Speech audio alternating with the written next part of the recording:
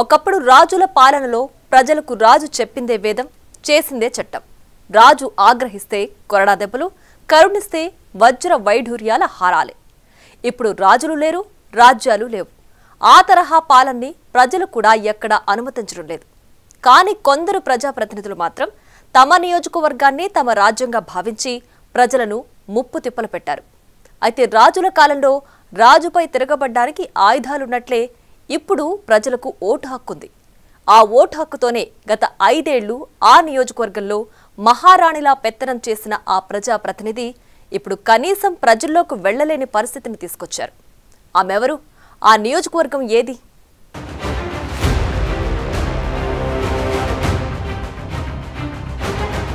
తమ సమస్యల్ని పరిష్కరించి నియోజకవర్గాన్ని అభివృద్ధి పథంలో నడిపిస్తారని ఎంతో ఆశతో నేతల్ని తమ ప్రజాప్రతినిధులుగా ప్రజలు ఎన్నుకుంటారు.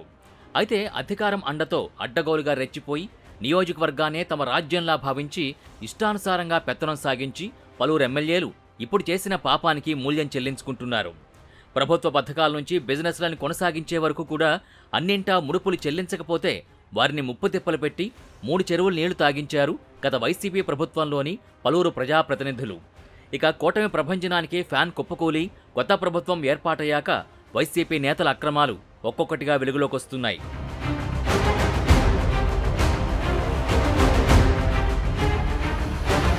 ఉమ్మడి గుంటూరు జిల్లాలోని చిలకలూరిపేట నియోజకవర్గం ఏపీ రాజకీయాల్లో హాట్ టాపిక్గా మారుతోంది.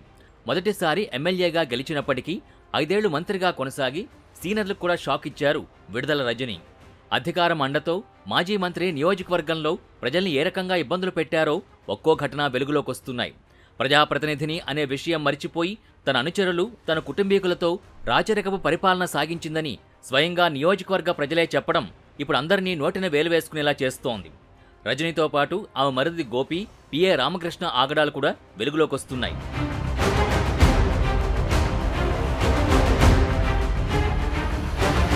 ముందుగా రజనీపై పసుమరు రైతులు ఎస్పీకి ఫిర్యాదు చేశారు.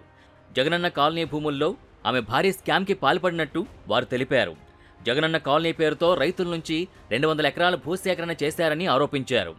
భూసేకరణలో తమ వద్ద కొన్న ప్రతి ఎకరానికి 2.5 లక్షల చొప్పున విడుదల రజనీ టీం లంచం తీసుకున్నారని ఆరోపించారు. రజనీ కాజేసిన డబ్బుల్ని రికవరీ చేయాలని వారు కంప్లైంట్లో కోరారు. అలానే బాధితులంతా కలిసి చిలకలూరిపేట ఎమ్మెల్యే ప్రత్తిపాటి పుల్లారావుని కలిసి రజనీపై చట్టపరమైన చర్యలు తీసుకోవాలని వినతిపత్రం కూడా అందజేశారు.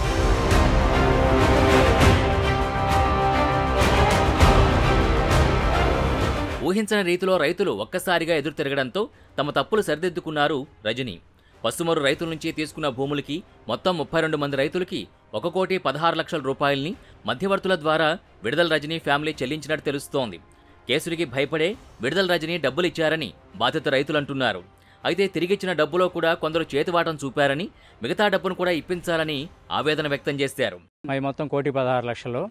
1,16,00,000 2 విడతలుగా, ఫస్ట్ విడత 4 రోజుల క్రితం 90 లక్షలు పంపించడం జరిగింది. అలాగే రెండవ విడతగా 26 లక్షలు పంపించడం జరిగింది. అమౌంట్ నాకే ఇచ్చారు. 90 లక్షలు అయితే అందరికి పనిచేసాము. ఇంకో 26 లక్షలు నా దగ్గర ఉండినాయి. వాటికి ఏంటంటే అదనంగా ఆమె పంపించిన మనిషి ఒక 7.5 లక్షలు వసూలు చేసుకున్నాడు. గోరంట్లో మీకు బాధితులుగా ఉన్న దాంట్లో కూడా కమిషన్ తీసుకున్నారా? మళ్ళీ అతను మనిషి కమిషన్ తీసుకున్నాడు. నాకు కూడా 50,000 ఇస్తేనే నేను మీ భూమి పెడతాడు, అయితే పెట్టనన్నాడు గోరంట్లో ఉమామేక్ష అనే వ్యక్తి. అతను కూడా 7.5 లక్షలు వసూలు చేసుకున్నాడు. అవి కూడా ఇప్పిమని చెప్పి మేము మా ఎమ్మెల్యే గారు ప్రత్తిపాటి పుల్లారావు గారిని అడగడం జరిగింది. వారు సిఐ గారికి ఫోన్ చేసి చెప్పడం జరిగింది. సిఐ గారు పిలిపించి ఈరోజు మాట్లాడి ఇప్పిస్తానని చెప్పారు. అవి ఇస్తే ఆ 7.5 లక్షలు 26 లక్షలతో మా ఊరు సమస్య మొత్తం క్లోజ్ అయిపోతుంది. పసుమరు రైతుల్ని ఆదర్శంగా తీసుకున్న గుదేవారిపాలెం రైతులు సైతం ప్రస్తుతం రజనీ పైన ఫిర్యాదుకు సిద్ధమయ్యారు. జగనన్న కాలనీ కోసం తీసుకున్న తమ భూములకి పరిహారంగా ఇచ్చే డబ్బుల్లో కూడా కమిషన్ రూపంలో 4 లక్షలు వసూలు చేశారంటూ గోడు వెళ్లబోసుకున్నారు. అందుకుగాను రజనీ పిఏ రామకృష్ణకు మధ్యవర్తిగా శ్రీకాంత్ రెడ్డి అనే వ్యక్తి వ్యవహరించినట్టు బాధితులు చెబుతున్నారు. మరోవైపు టీడీపీ ఎంపీ లావు శ్రీకృష్ణదేవరాయల వద్దకి రజనీ బాధితులు క్యూ కడుతున్నారు. చిలకలూరిపేట టౌన్లో స్థలాన్ని ఆక్రమించారంటూ మరో బాధితుడు కూడా ఎంపీకి ఫిర్యాదు చేసినట్టు తెలుస్తోంది. అలానే పట్టణ పరిధిలో పెట్రోల్ బంక్ ఉన్న స్థలాన్ని ఆక్రమించి బెదిరింపులకు పాల్పడుతున్నారని విడుదల గోపీనాథ్పై ఫిర్యాదు చేయడం కలకలంగా మారింది. పసుమరులో మా సహచరుల పొలాలకి డబ్బులు ఇప్పిస్తున్నారని తెలిసి లావు శ్రీకృష్ణదేవరాయలు గారిని మా గోడు వినిపించుకుందామని వచ్చాము. వస్తే వారు స్పందించడం జరిగింది. మీరు చేయకపోతే మాకు వ్యాపారం ఉంది, మీ వ్యాపారం ఆపిచ్చేస్తాం. మా మీద విజిలెన్స్ అండ్ ఎన్ఫోర్స్మెంట్ తూనికల కొలతల జాయింట్ డైరెక్టర్ని ఇన్స్పెక్షన్కి పంపించారు. మా దగ్గర అదృష్టవశాత్తు వారేమి మా దగ్గర తప్పులు లేకపోయే వరకు ఏం చేయాల. అలాగే ఎంఆర్ఓ గారి చేత మా పాస్బుక్ క్యాన్సిల్ చేయిద్దామని చెప్పేసి మాకు నోటీసులు 15 రోజుల్లో 6 నోటీసులు ఇష్యూ చేయించారు. దాని నిమిత్తమై మేము హైకోర్టుకి వెళ్ళి ఎంఆర్ఓ గారి పేరు మీద, కలెక్టర్ గారి పేరు మీద మేము చాలా ఆర్థికంగా ఖర్చు పెట్టుకొని వాళ్ళ మీద స్టే ఆర్డర్ తీసుకురావటం అయింది.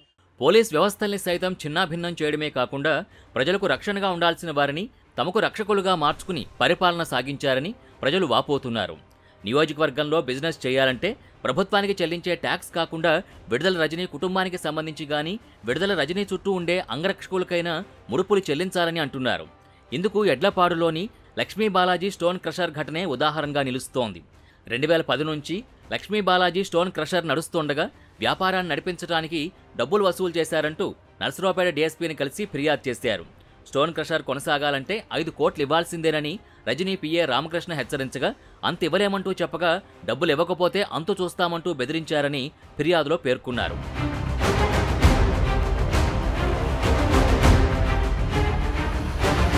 అంతటితో ఆగకుండా స్టోన్ క్రషర్ని పరిశీలించడానికి వచ్చిన అప్పటి విజిలెన్స్ ఎస్పీ జాషువా అవకతవకలు జరిగాయని 50 కోట్లు కట్టాలంటూ బెదిరించారని అంటున్నారు. ఇక విడుదల రజనీ పిఏని కలిసి సెటిల్మెంట్ చేయమని కోరగా 5 కోట్లు ఇస్తేనే కేసు మాఫీ చేస్తామని చెప్పారని బాధితులు వాపోయారు. అయితే తమకి డబ్బులే కావాలంటూ రామకృష్ణ పట్టుబట్టడంతో కొంత టైం కావాలంటూ వచ్చేశామని తెలిపారు. ఆ తర్వాత విడుదల రజనీ మరిది విడుదల గోపిని ఆశ్రయిస్తే రజనీకి 2 కోట్లు, జాషువాకి 10 లక్షలు, తనకు 10 లక్షలు ఇచ్చేలా డీల్ సెట్ చేసినట్టు బాధితులు చెబుతున్నారు. ఏప్రిల్ 4, 2021న గోపికి డబ్బులు అందించామంటూ ఫిర్యాదులో పేర్కొన్నారు బాధితులు.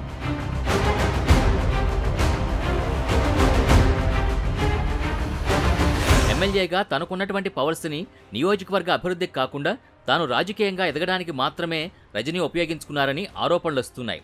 తనకు తానే తన చుట్టూ ఒక కంచెను ఏర్పాటు చేసుకుని సామాన్యులకు ఆ కంచె దాటి వెళ్లే పరిస్థితి లేకుండా చేశారని, అదే కాకుండా నియోజకవర్గంలో ప్రతి పనిలోనూ రజనీ కుటుంబ సభ్యులు వేలు పెట్టడం, పరోక్షంగా తామే ఎమ్మెల్యేలుగా భావించి అధికారాన్ని వినియోగించడం ఆమె ఓటమికి కారణమయ్యాయని అంటున్నారు. నియంతగా మారిన రాజుల్ని ప్రజలు ఎలా తరిమికొట్టారో అదేవిధంగా ప్రస్తుతం చిలకలూరుపేట నియోజకవర్గ ప్రజలు సైతం రజనీ పేరు చెప్తే అగ్గి మీద గుగ్గిలమవుతున్నారని తెలుస్తోంది. మాకు ఒక ఎమ్మెల్యే కాదు, ఆమెకి 4 మరుదులు, 4 ఎమ్మెల్యేలు. ఆమె మామ ఒక ఎమ్మెల్యే, ఆమె మామకి ఇంకో ఎక్స్ మున్సిపల్ తోట రాము, అతను ఒక ఎమ్మెల్యే, ఇంకా వాళ్ళ అనుచరులు 2-3 ఉన్నారు. దగ్గర 10 మంది పైన ఎమ్మెల్యేలు. మాకు ఎవరైనా బెదిరిస్తారు, ఎవరైనా కబ్జాలు చేస్తారు. ఇవాళ ఏది చెప్పినా మేము చేయాల్సిందే. పోలీస్ స్టేషన్కి వెళ్తే అస్సలు స్టేషన్ అనేది వాళ్ళ దగ్గరే ఉంటుంది. వాళ్ళ దగ్గర పోలీస్ స్టేషన్ ఉంటుంది, వాళ్ళ దగ్గరే రెవెన్యూ ఆఫీస్ ఉంటుంది, చట్టం మొత్తం వాళ్ళ దగ్గరే ఉంటుంది. రజనీ గారి ఆఫీసులోనే చట్టం మొత్తం ఉంటుంది. రౌడీజం ఒక పక్క ఉంటుంది, రెవెన్యూ చట్టం ఒక దగ్గర ఉంటుంది, ఇక పోలీస్ చట్టం ఒక దగ్గర ఉంటుంది. ఇక మొత్తం వాళ్ళు చెప్పినట్టు చేయాల్సిందే. చేయకపోతే ఇక మేము తిరగలేని పరిస్థితి మా నియోజకవర్గంలో. అట్లాంటి పరిస్థితిలో ఉన్నాం మేము గత 5 ఏళ్ళు. హైకమాండ్ కొరకు చెప్దామని పోయినా కూడా ఇవన్నీ మామూలేనన్నారు వాళ్ళు. విజయసాయి రెడ్డి గారు అయితే ఇవన్నీ మామూలేనాయా, మీరేం చెప్పొద్దు అనే ఒకటే మాట అన్నాడు. 80% ఓటు బ్యాంక్ ఉంది మాకు, మీ 100 ఓట్లు 50 ఓట్లు అసలు మీరు మాకు సాడీలు చెప్పొద్దు, ఇవన్నీ మీ 100 ఓట్లు 50 ఓట్లు మాకు అవసరం లేదు, మా జగన్ గారికి అవసరం లేదు, మీ ఓట్లు వేయిపోయినా మాకు పర్లేదు అనేది నర్సాపేట కమ్యూనిటీ వాళ్ళు ఆయనకి చెప్పడానికి వెళ్తే అన్నాడు. అంటమే కాదు, మీరు ఎక్కువ మాట్లాడితే మిమ్మల్ని పోలీసులు పట్టిస్తాను, కేసులు పెట్టిస్తాం అన్నారు. 2019 ఎన్నికల్లో చిలకలూరుపేట నుంచి బరిలోకి దిగిన రజనీ 2024 ఎన్నికల్లో మాత్రం గుంటూరు వెస్ట్ నుంచి పోటీ చేసి ఓటమి పాలయ్యారు. పార్టీ కార్యకర్తలు సైతం ఆమెను కలవాలంటే 3 అంచెల కంచెని దాటాల్సిన పరిస్థితులుండేవని అంటున్నారు. ఆమె గెలుపు కోసం పనిచేసిన సొంత పార్టీ నేతలే రజనీ చేసిన అరాచకాల గురించి వాపోతుండడం మరింత చర్చనీయాంశమవుతోంది. సామాన్య ప్రజలు కానీ, మీడియా కానీ మాజీ మంత్రిని సంప్రదించాలన్నా ముందుగా తన చుట్టూ ఉండే కోటరీలోని పిఎల్ని సంతృప్తి చేస్తే తప్ప ముందుకు వెళ్లలేని పరిస్థితి ఉండేదనేది పార్టీ వర్గాల్లో ఓపెన్ సీక్రెట్గా నడిచింది. రజనీకి గుంటూరు వెస్ట్లో మొదట్లో మంచి పేరొచ్చినప్పటికీ తన చుట్టూ ఉన్న వ్యక్తుల ప్రవర్తన వల్ల ప్రజల్లోకి పూర్తి స్థాయిలో నెగిటివ్ ఇమేజ్ తీసుకెళ్లాయని పలువురు అభిప్రాయపడుతున్నారు. అందుకే చిలకలూరుపేట ప్రజల్లాగా మోసపోతామేమోనని గుంటూరు వెస్ట్లో ఓటమి కట్టబెట్టారని టాక్ ఉంది.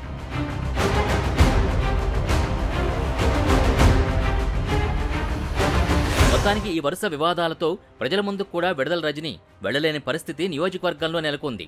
ప్రజల నమ్మకాన్ని ఒమ్ము చేస్తూ అధికార మండతో అడ్డగోలుగా రెచ్చిపోతే చివరికి ఈ పరిస్థితే ఎదురవుతుందనే విమర్శలొస్తున్నాయి.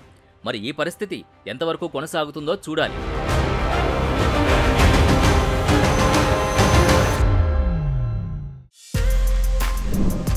For more videos like this, subscribe Big TV channel.